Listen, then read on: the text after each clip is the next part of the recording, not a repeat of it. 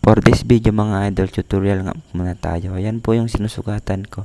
Yan po yung pintuan mga idol. Kung ano po yung unang sukat mga idol hanggang sa huli, yun na po yung gamitin nyo mga idol.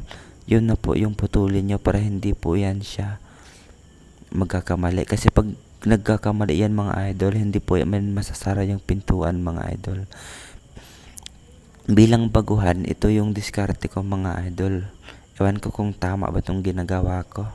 Basta ipapakita ko na lang sa inyo mamaya mga idol kasi yung pumasok po tayo dito, labor lang po tayo. After 7 months, naging skill tayo kasi hindi po tayo tamad. Kaya isa lang yung mapapayo ko yan mga idol sa mga labor na nagtatrabaho. Wag po kayong tamad. Gawin nyo po yung trabaho ng skill kapag may bakante kayong oras para may matutunan kayong trabaho at tataas yung sahod ninyo. Ito po yung tiles cutter mga idol. Ganito po kami magbutol dito. At kung meron to mga idol, hindi ka mahihirapan sa pagputol. Yan mga idol.